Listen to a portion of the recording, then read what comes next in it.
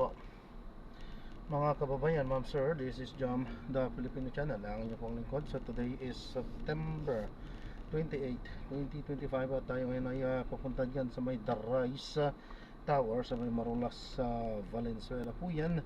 At dadalhin mo natin sa may Walter Mart Munoz sa may Pan-Philippine High Veterans Village Project 7 Quezon City po yan. Okay, so magbabalik po tayo mamayang unti po pag nakuha na po natin sila. Disclaimer lamang po, ang content po natin ay kalsada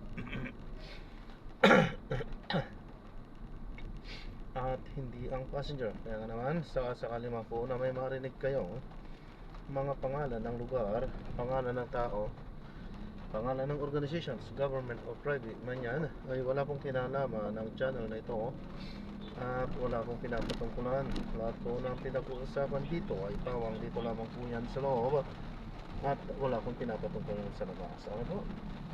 So magbabalik po tayo mamaya konti pag nakuha na po natin sila.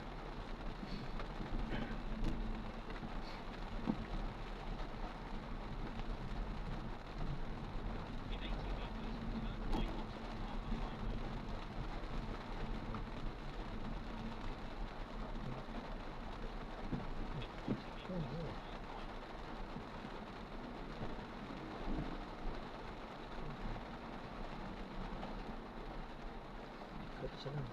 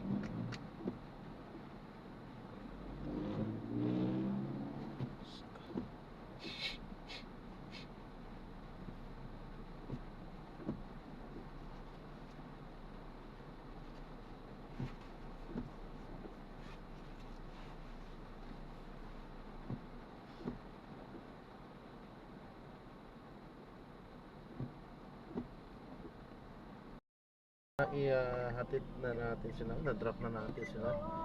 So maraming salamat po sa panonood. Di tayo nakapag-play. Alam na naman natin ang mga kadahilanan kung bakit hindi tayo nakakapag-play. Ano po.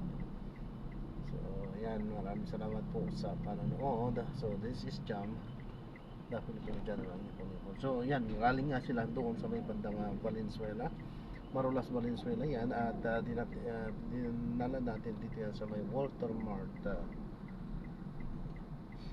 dito yan sa may Muñoz, Edsa Muñoz po ito, Walter Mart Project 7, Quezon City.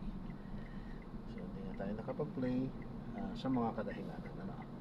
Ayan, so ikot-ikot ulit para makakuha ng mga panibagong misyon.